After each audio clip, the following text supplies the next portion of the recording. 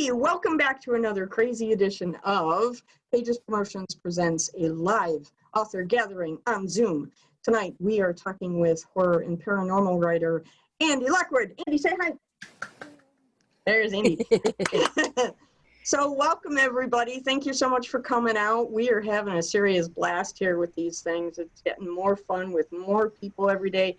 This is our third one in the series of 32 of these that we're going to be doing. So super, super fun. Andy, hey there. Hi. Hi. So this is Andy's book. That is Andy's new book. That's the new book. That's the new book. We'll get to the others in just a minute. Yeah, see, Andy's got it too. So that's the new one, Threshold. And Andy, what I'd really love for you to do is give us a synopsis of Threshold without, giving too much away. So basically it's the story of a girl who she's dealing with the loss of her grandparent, and she, through all of this, inherits an antique mirror that, is supposed to be, a keepsake, a memory, and finds out that it's so much more than that. And it starts having a life of its own. And she basically just has to figure out what's going on and deal with it. Is that Okay. Encapsulated? I'm trying not to spoil it. I know too much about the story.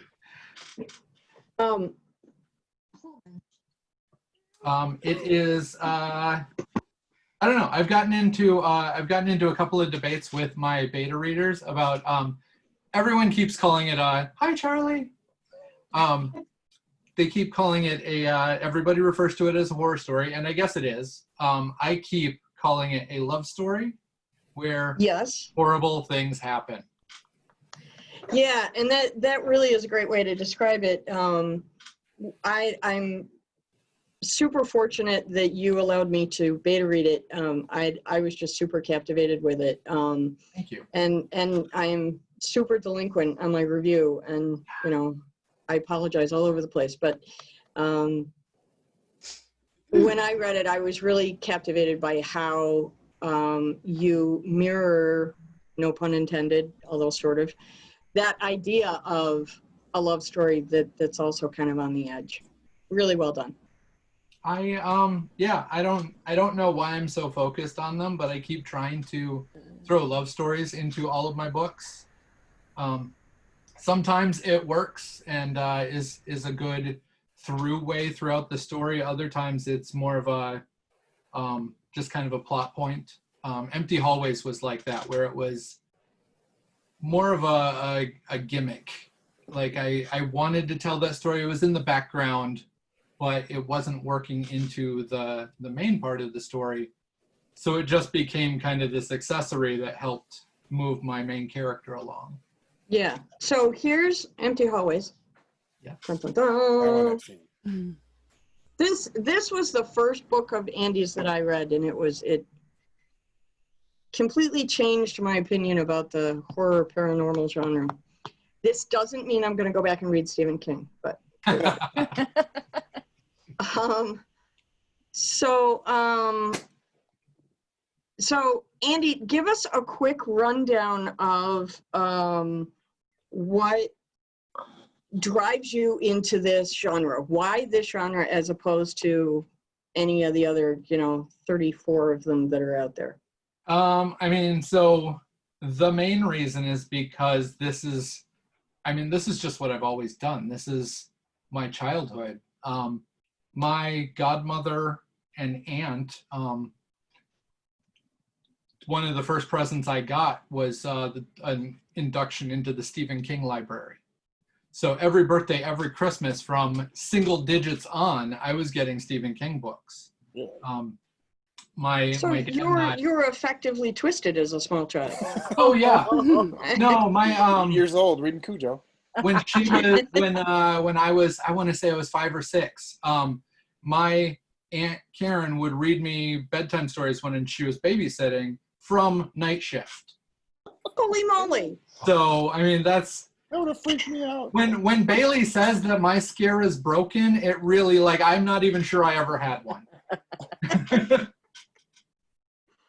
So yeah, I Okay. mean, it was like that. My dad was huge into, like he loved getting everything decorated for Halloween. He liked freaking people out in October. We'd go to the haunted houses. We'd go see, the monster double feature on Saturday.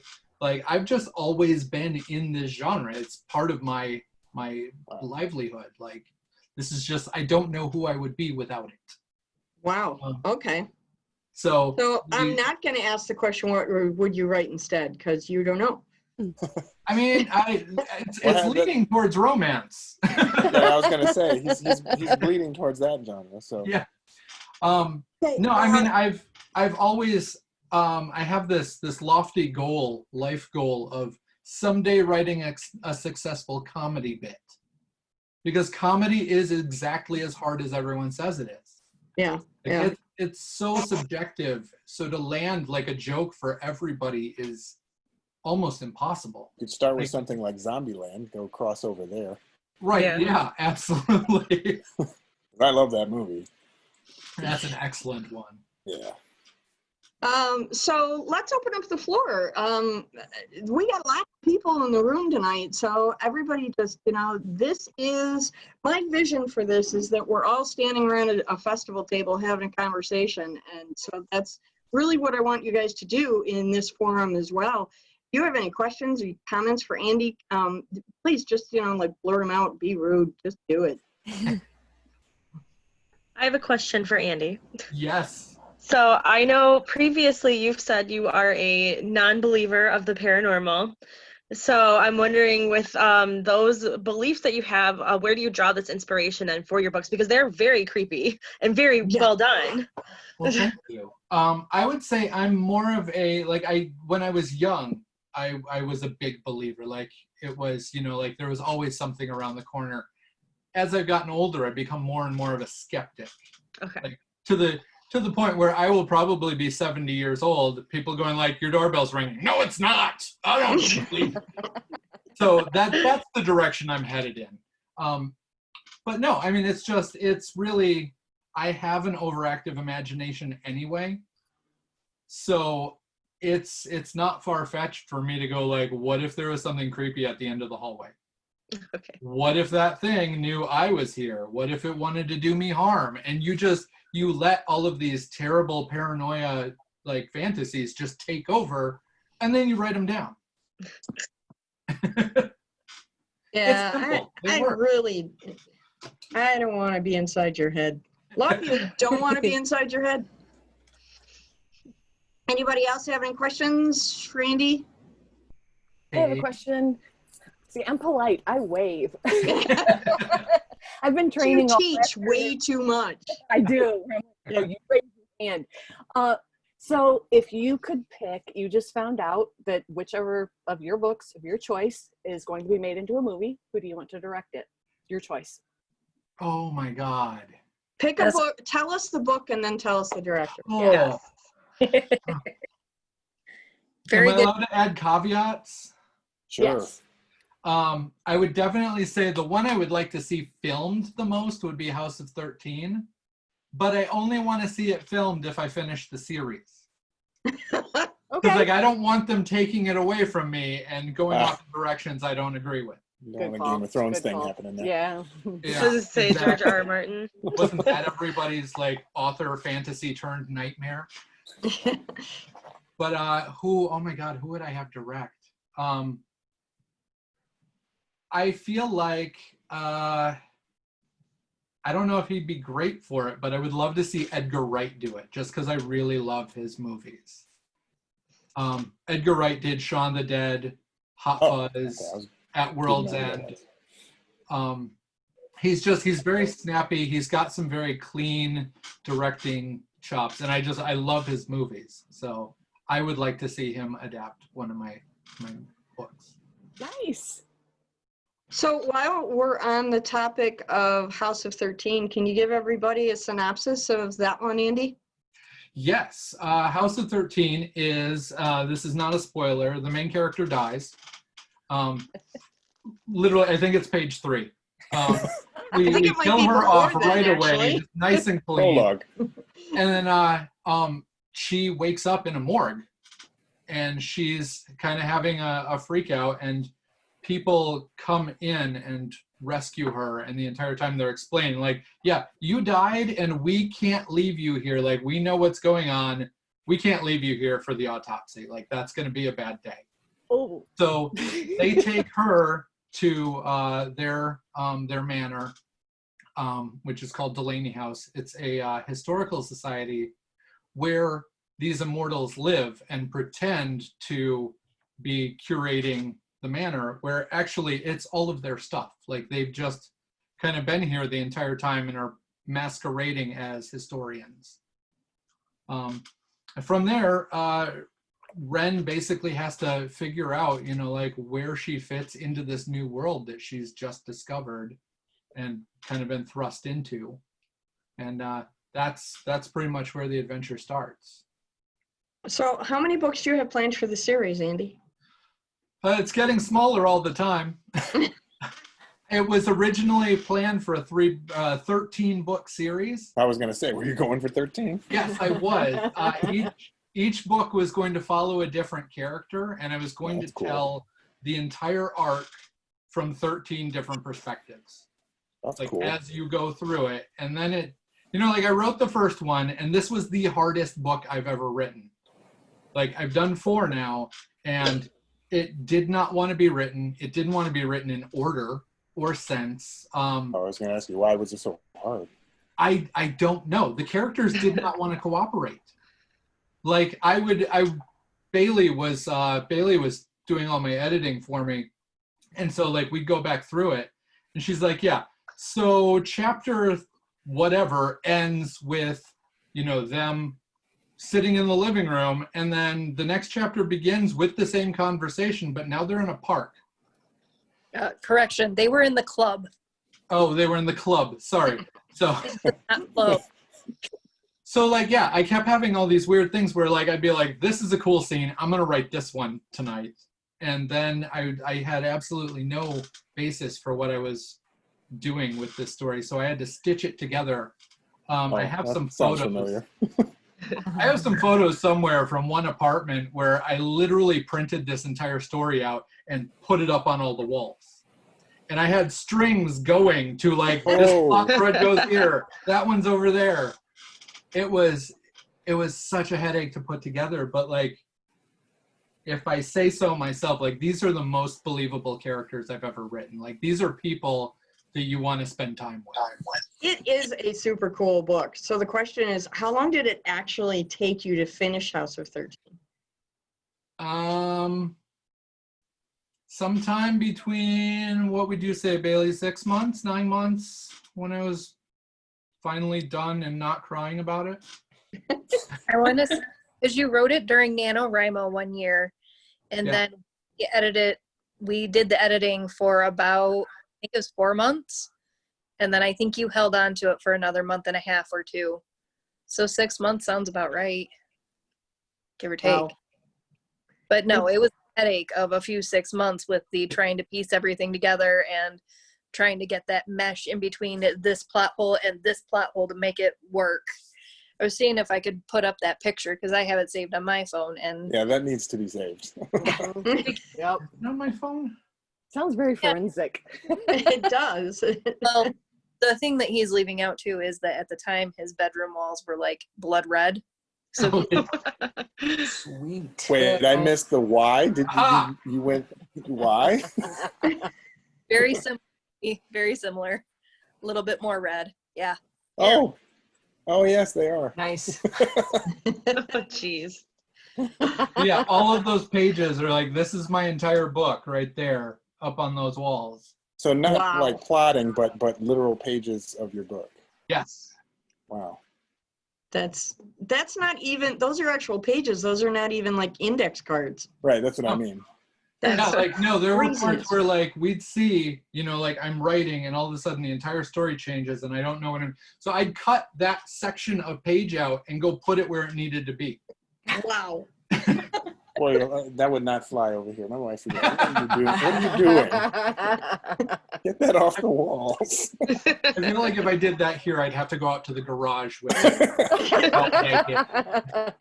Here, you can do that in the office, and when we move to the other room, it'll be even bigger.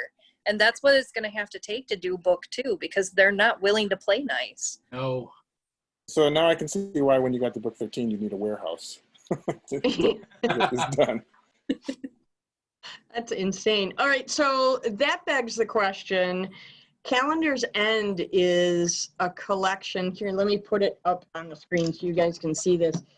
So the Calendar's End Omnibus is actually a collection of 12 novellas, one for each month of the year. So was that less difficult to write than House of 13? And why? And Ian's question, why? Yeah. It was, I wanted it to be a challenge. Like every book is a different thing for me. Like Empty Hallways was just, can I write a book? Right. And then House of 13 was like, can I write an ensemble cast? And, you know, start a series. Then I was up to Calendar's End, and I was like, I want to write a serial. I've never written this. I think it'd be a really cool idea. I was obsessed with Stephen King when he released Green Mile. It was such an amazing reaction. I was actually working at a library at the time when that thing came out, and you would have people just like, they knew the day it was coming out, they'd clamber into the library and be like, how many copies do you have? Where is it? I need it. Like, just to find out what the next part of this story was. And like, you don't get that experience with a full novel. Like you read the book, you get excited, you tell people all about it, and then it's over. Whereas like this was like, you've started the story and somebody just goes, nope, that's all you get for now. Come back next month. So I wanted to try it out, and I wanted to see what it felt like. And this was actually the last book up to this date that I started in a NaNoWriMo session. So I wrote the first couple of drafts of the January and February, and I think I got into a couple others in NaNoWriMo in November, and kind of got the groundwork going. And then I decided, come the new year, we were just going to release this. We were going to edit that first one and just start going. And so like the first couple were pretty good. Like it went without a hitch. Like I had Bailey editing them, getting them back to me for the changes. I had to do all the formatting and uploading. My friend Brian was working on the covers like at that time, like basically give him an idea, and then I had real time. So you were writing, editing, and cover designing all in real time. Yep, absolutely. And so it was, I think the first 6 months went without a hitch. And then it started getting to like, it's, you know, the 20th of the month and book 7's not done yet. And like, oh God, what are we going to do? Like, here's this part of the book, start editing it. Brian, where's my cover? And like, you know, like it was just, you know, like real life was really kind of like interfering with writing a book. It never happens. I know. Never, ever. No, Well, but you were able to stick to that schedule. That's amazing. We did, yeah, all the way. And then like December 1st, we put that last one out, and it was like, well, what do I do now? After that There's rush, no yeah. more pressure. You Like, just so jumped out of I the plane and landed. Yeah. So that was out, and then so I started actually working because I don't watch my sales a lot, but I like to look at, you know, like the reviews and who's buying, and like is my idea actually attracting any attention? And the serial was not really taking off. Like I think people, even though like it was an ebook, it was a 99-cent ebook, so you're getting more book for less. You know, this is 130,000 words. So my books usually run about $15 for 50 to 70,000 words. You're getting twice that for less than what I normally charge. I thought it was a good deal. Yeah. But it was the serial format did not take off. So I ended up putting it into one volume. And that is a lot more attractive. For some reason, people look at this and they're like, yes, give me that. You hand it to them in like 12 parts and they're like, I don't know what to do with that. Too many So, parts. Chelsea, you just recently read these. I did. Can you lend us some insight about what you thought about? Because now that we're talking about serials, which is a different approach to writing, Mhm. as a reader, and I know you're a voracious reader, how did you feel about reading the serial? So I actually do have the omnibus. So I just posted for the individual stories because I really feel that even though it was a collection, that I thought it would do an injustice to comment on the entire series rather than just the individuals. I usually don't read serials, longer novels. However, Andy was really like his characters, like even though they were only around for like a short amount of time, the serials being so short, they had like a life of their own, and I was like so interested and I wanted to know more. And actually Andy made fun of me because the bad character was actually like my favorite character. And I was like, I want more, like I want to know more about him. Like they were so intriguing, like, even in that format. Sorry. Yeah. So a little background for everybody is like at Calendar's End is about the demigods that control the cycle of time. It's the end of the year. It's December. They're getting ready to congregate and reset the time so that they can have another year. And lo and behold, this specter shows up and kills the leader. And so every episode of this series, I'm basically giving the spoiler away on the cover, like what month is it? That's who's dying. So we just start working our way through and like killing our way through this pantheon throughout the series. And yeah, I can't help it because like everybody has like this redeeming quality to them. And I did try to give Tobin a little bit of redemption. But I set out to make him a monster. Like But you still had that romance aspect with him, and then that was what drew me in with Tobin. Was that like he was a monster, but not to the woman he loved, and I was like, oh, this guy, this is it, this is the one. Wait, there's a bad boy. Okay, sign me up. I'm right, a bad boy with a little bit of a soft spot. I'm in. there. Sold. See, and every time, like, and I think it's because, like, and I don't know, Kate, maybe you'll see the same thing Chelsea does. Like, you see, like, the whole character. I just see that scene in the living room. Every time his name comes up, that's all I see. Yeah, I mean, that was, it was a very graphic scene, but it was very well written. However, like, there's that, but then there's also the scene when September comes up to him, and then just like, love it. But see, I think that just atones, like, that just says stuff I think about your writing, is the fact that you can write this graphic torture scene, but like that sticks with you, but so does like the backstory of the character also stuck with me as well. Yep. So I just think that shows like your style of writing, and I think that is why I do like reading your books, is because your characters are three-dimensional, even if they're not around for a long time. I felt like of these 12 characters, they were each individuals. I never had a problem like they were each very distinct. Oh, that's super cool. That's one of the things that I love most in authors, because that's my favorite compliment, is when somebody's like, wow, you made me really, really like the bad guy, even though I really didn't want to. Like, thank you. So now I'm like, he tried really hard to get you to hate the bad guy. I already know. Definitely tried. Well, it's not going to work. So. Well, so what I'm hearing now is I need Bailey and Chelsea to run all of my tables from now on. I will just sit in the back corner and sign things. Well, if you like a bad boy, you'll like this one.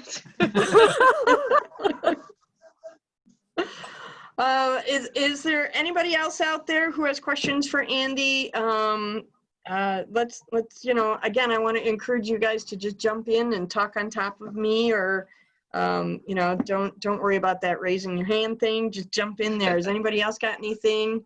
Yes. I do. Yeah. Okay. So Andy, you write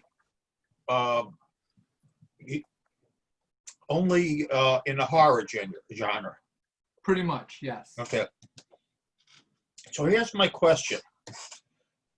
There are a number of books, and excuse me for saying this word, movies, where they seem to describe some as sci-fi / horror, or horror / sci-fi. What do you feel about those two being lumped together? Because Or often it's fantasy, science fiction or fantasy, horror. Yeah, how do you feel about that, Andy? Personally, I think any way to get more people to indulge in horror, I think it's wonderful. Like, I think the more, like, I don't know how many people here might have read Chad Irway's Masterminds books. Like, these are middle grade YA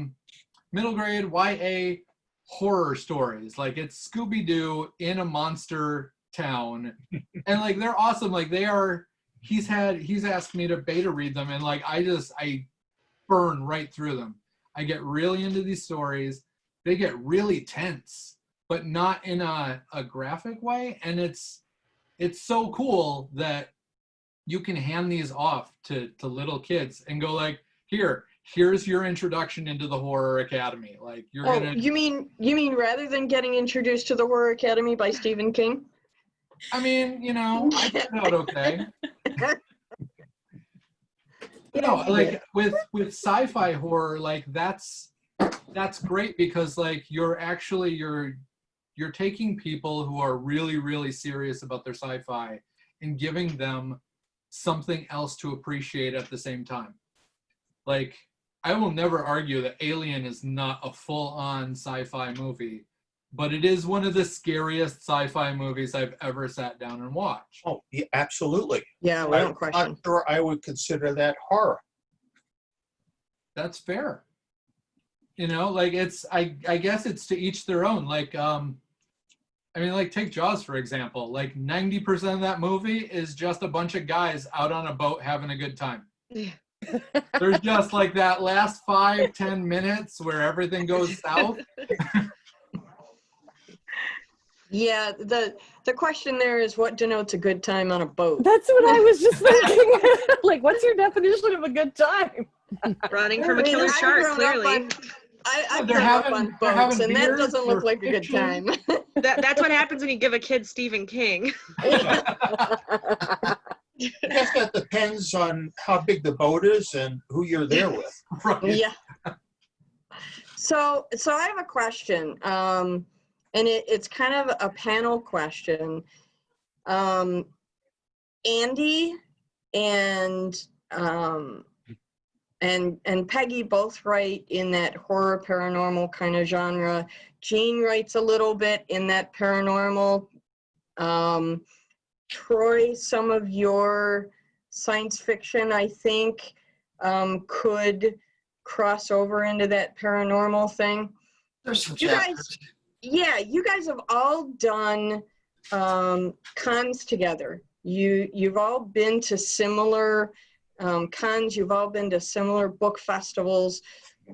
What do you find are the driving forces in drawing people to your tables? What do you do to engage readers in that genre? Because what I've seen at conventions is I watch people walk long, wide arcs around horror tables. So I'm really curious, because I haven't written in that genre yet. So I'm really curious about, how do you draw people into that thing that scares them? So guys, just jump in whenever you feel like it. Yeah, anybody go before me. Go for it. Yeah, it's funny because most of the time people will walk by my table and just, they'll look and go, oh, that's horror. And then they go away. And it's like, and there's really nothing I can do. And part of it is also people have awkward time interacting just face to face with other people. That's me. I mean, like me in general, but like with other people. But I think a lot of times people see a girl, and then they're like, "Oh crap!" and then they lie down and they go. So it's really it's like I don't want to be that person that's like, "Hey, do you like horror?" and start screaming stuff like that, because I know people like that. But just saying hello, that's like the best thing you can do. Is so many times people are sitting at their table and they don't make eye contact, they don't say hello. Yeah, that goes a long way. Yeah, you know, and it's just, I'm just like, oh, hey, cool shirt. And then they'll want to, oh, look, she's friendly. Just go talk to her. So, I mean, it's kind of a crapshoot. Do you find that there's any specific techniques or tactics you use specific to your genre? Because I haven't been to any cons like which one is it, Bailey? The bloodthirsty con? What is that? Yeah, blood bash. There you go. Like bloodthirsty, what? I will say there is one thing that I have. It's not a tactic. It's still, you know, a dartboard. Everything is a dartboard, especially in this genre. But I will purposely pick out, and I've got a drawer full of T-shirts that are horror themed, and I'll usually go like with Blood Bash. I usually wear Stephen Bema. He has some beautiful horror-related shirts, and he's always there. So like, always everywhere. It's really cool for people. People will actually give you a double take. Like especially this year, I was tabled right next to him. So people would come by and they'd look, and I'd be like, "Hi," and they'd start walking, and they'd look back and they'd look at my shirt and be like. But yeah, like suckering people in with a shirt that they can bond with. I have one that's it's this bright red shirt. It has yellow print on it. It says Stephen King Rules, and it's, if you don't know the movie, it's a direct lift from the movie Monster Squad. It also says Stephen King, so I'm hitting two different groups there. Mm-hmm. But like, I have gotten some good sales of the people who recognize that from the movie. Because like you have an instant bond there. Like people know you like that movie, I like that movie. Let's talk. Mm-hmm. Yeah, it's kind of like conversation starter. Jean, do you find the same thing? Yeah, just trying to start a conversation about anything, you know, compliment anything they're wearing, especially if you're at a con and, you know, in costume,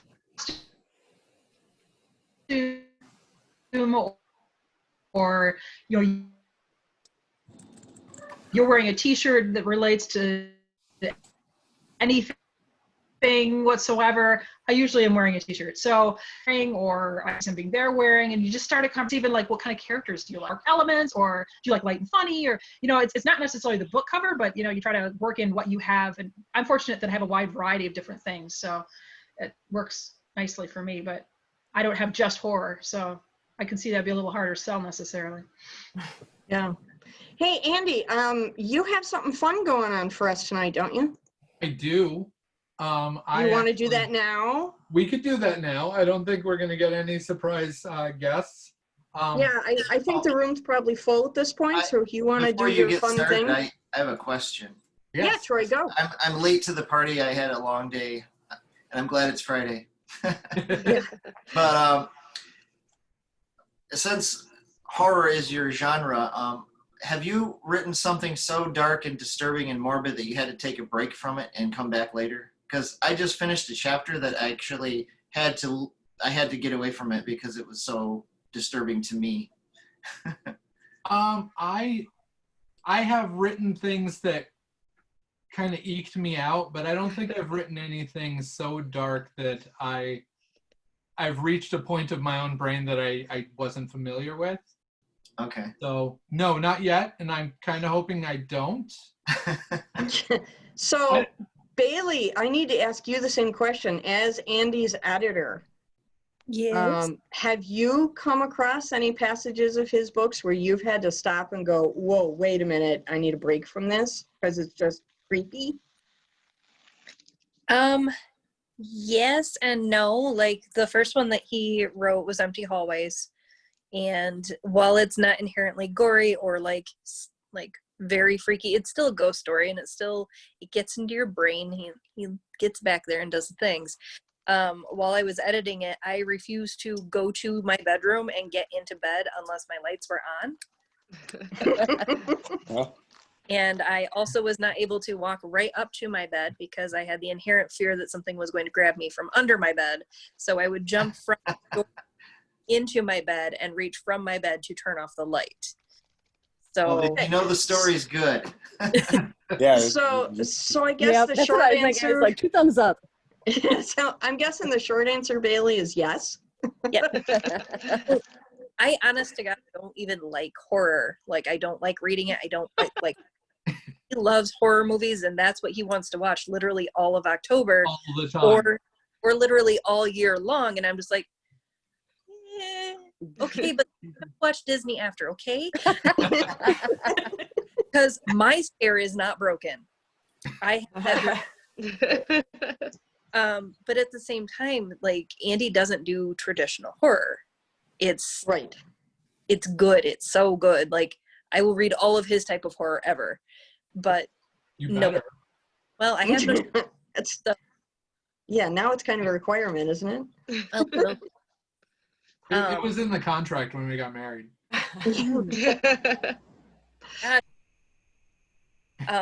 But all of his stories, there's always something that'll get me, where it'll like send the shivers down my spine, or it'll make me look over my shoulder, or Threshold was hard because I always caught like my reflection out of the corner of my eye, and I'm just like, wait a minute. Is that real? Is it something else? What's going on? Like this house is old, but it's not that old. But every one of his stories has a little bit of something. Yeah. To that, Andy, I got to tell you, I was listening to your book through part of it when I was beta reading it because I converted it to audio because I had these long drives I had to do to and from Grand Blanc for a couple of weeks. And when I stopped to pick up Zachary from work one night, I had to do a double take in my side view mirror because I got freaked out. So just saying, good job. So Andy, let's do your fun thing.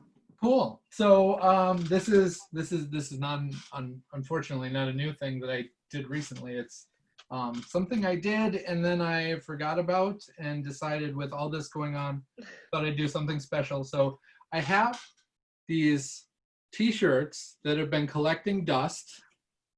That one's from House of 13. It's the That's the book cover, yeah. And I have one of Empty Hallways.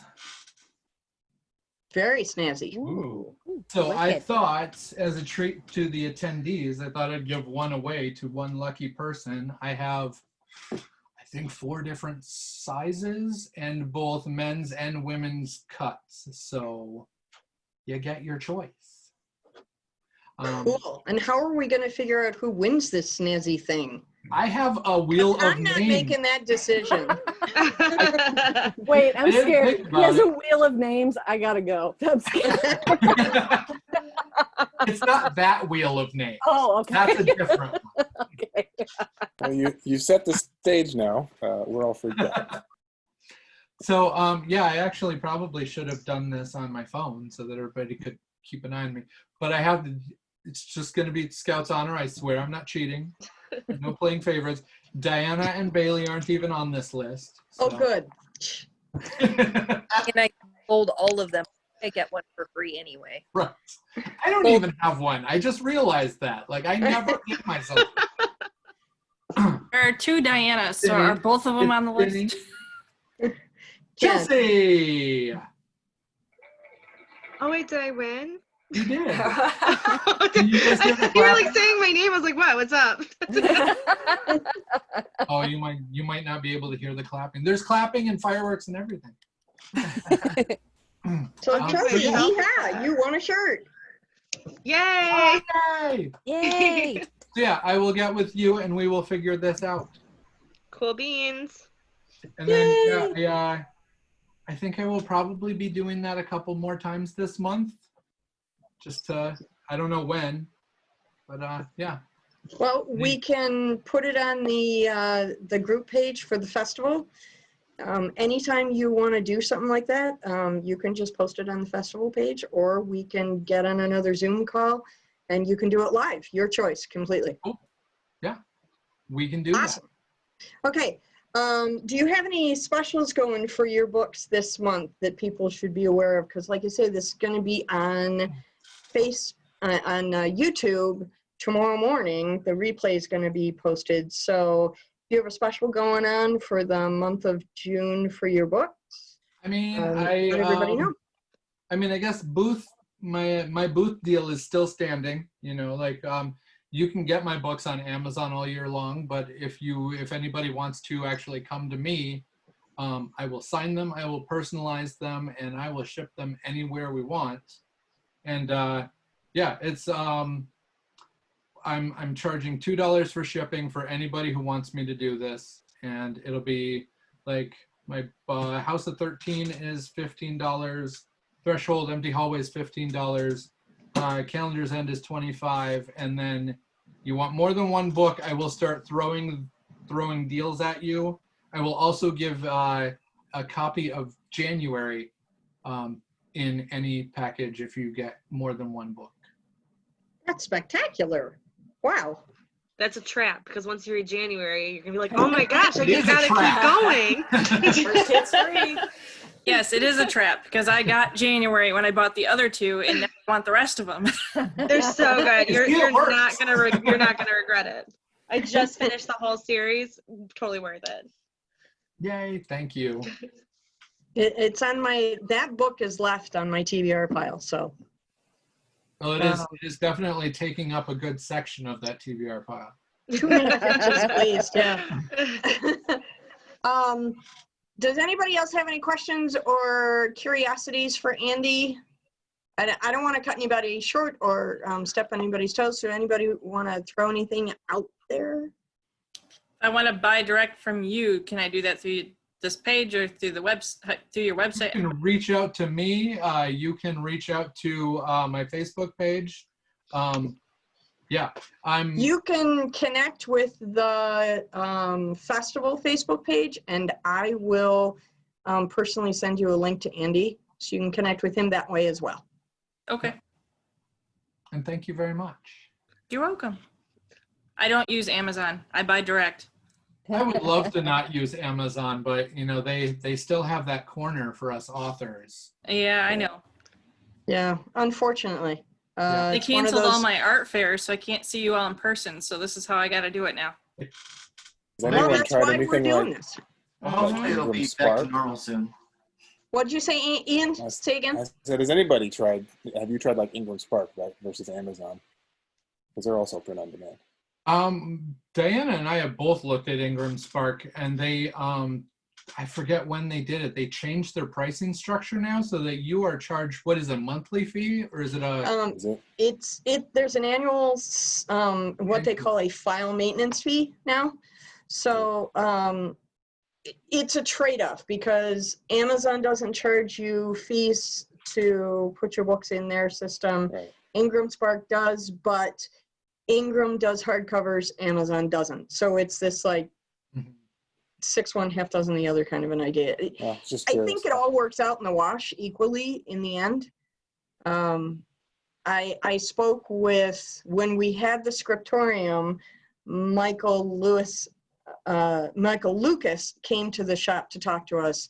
And he's an insider. He makes his living writing. And what he told us was that the mechanical presses that Ingram Spark and Amazon use are derived from the same manufacturer. So you're getting exactly the same quality end result, no matter which way you decide to publish. So it's not like one is on newsprint and one is on 70-pound paper. They're exactly the same. So it's a personal preference kind of thing from my point of view. But I encourage independent or self-published authors to do that research on their own, get samples, take a look, because it really is a matter of personal preference at this point in the game. But question, okay, if you use either Amazon or Ingram, are they exclusive, or can you use both?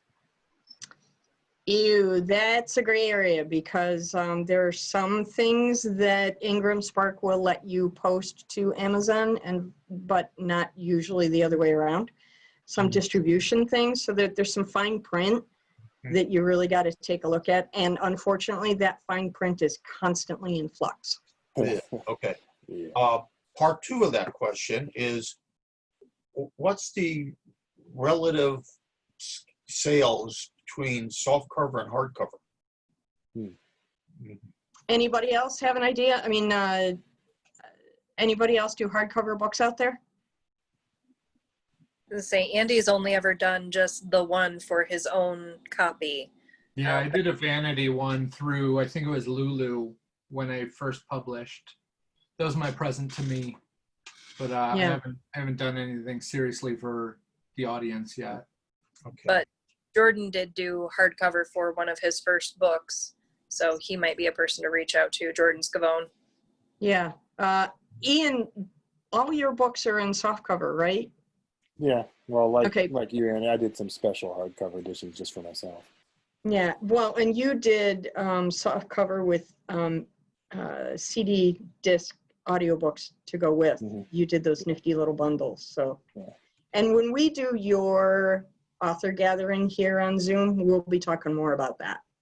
Cool. Okay. Any other questions or comments, Randy, before we kind of wrap this party up for the night? No? No? Hey, Andy. Hey, Thanks for stopping by. thanks for having me. And thank you all for coming. This has Yeah, been this fun. was super, super fun. Thanks for everybody for coming out. This is as I said at the top of the hour, this was venture number 3 for us, beginning of the month, and this has been our biggest night so far. So yay us! Yay! Yay! So thanks everybody for coming. This will be posted on our YouTube channel tomorrow. So if you know anybody who wasn't able to join us tonight, feel free to share that link. And one more little plug. Don't forget to share the stuff that's on the book festival Facebook page. We're giving away a box of, I just counted the books today. It looks like it's going to be a collection of 9 books. Signed by indie authors going in a box. We're giving away 4 of these boxes throughout the month, every Saturday.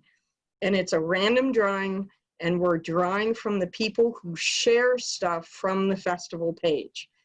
So you know anybody who'd like to get in on this deal and win a box full of free books, tell them to get on Facebook and share something. It only takes 1 share post to get them entered into the drawing. So let your people know. One final comment I'd like to make is actually being new to this, I appreciate hearing from everybody. This was great information for me. Thank you all. Thank you. Thanks, guys, for coming. Everybody wave. And we'll see you all next time. Andy, again, thank you so much for your time and all your support. I appreciate it.